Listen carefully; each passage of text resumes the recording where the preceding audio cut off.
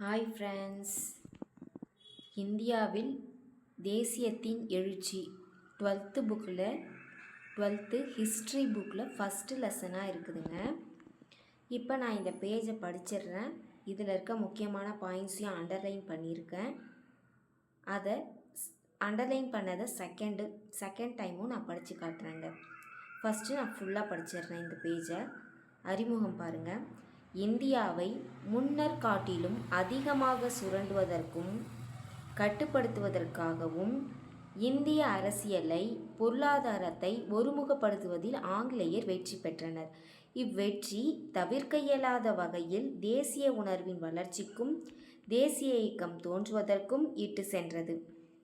19ஆம் நூற்றாண்டில் சமூக சீர்திருத்தங்களுக்காக மேற்கொள்ளப்பட்ட இயக்கங்கள், போராட்டங்கள், அவற்றை தொடர்ந்து மேலை கல்வி பயின்ற இந்தியர்கள் குடிமை உரிமைக்காக முன்வைத்த வேண்டுகோள்கள், சமர்ப்பித்த மனுக்கள் ஆகியவற்றை ஆரம்ப புள்ளிகளாக கொண்டு இந்திய தேசிய இயக்கத்தின் வரலாறு தொடங்குகிறது.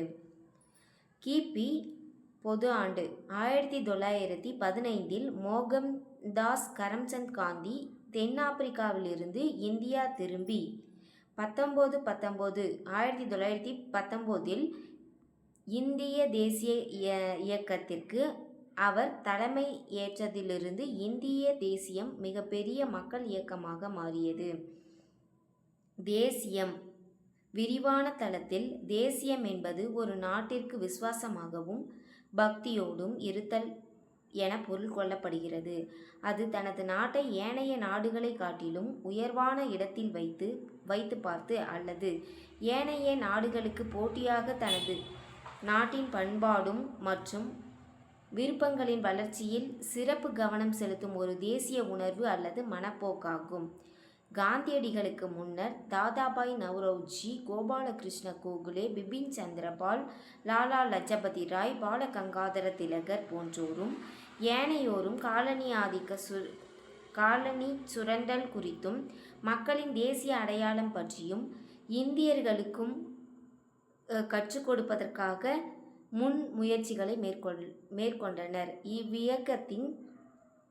இவ்வியலின் இந்திய தேசிய இயக்கத்தின் தோற்றம், வளர்ச்சி, அவற்றின் வழித்தடத்தை கண்டறிவதோடு தொடக்க கால தலைவர்கள் என்றறியப்பட்ட இவர்களின் பங்களிப்பின் மீதும் கவனம் செலுத்துகிறோம். இதில் முக்கியமான பாயிண்ட் பாருங்க. கிபி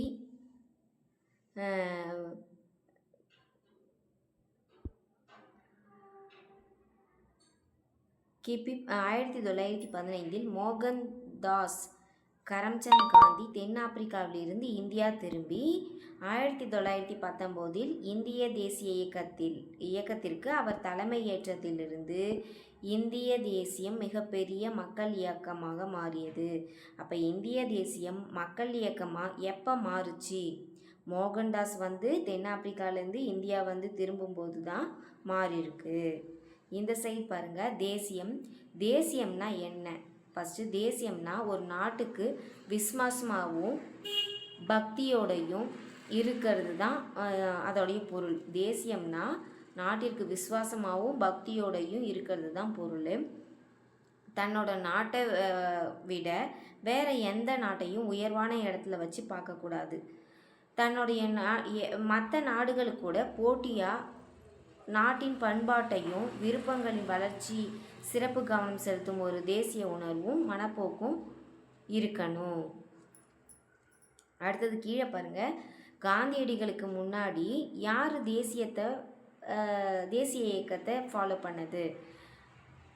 தாதாபாய் நவ்ரோஜி, கோபாலகிருஷ்ண கோகலே, பிபின் சந்திரபால், லாலா லஜபதி ராய், பால கங்காதர திலகர் போன்றோரும் ஏனையோரும் காலனி ஆதிக்க சுரண்டல் குறித்தும் மக்களின் தேசியம் அடையாளம் பற்றியும் இந்தியர்களுக்கு கற்றுக் கொடுக்கறதுக்காக ஒரு முயற்சியை மேற்கொண்டாங்க.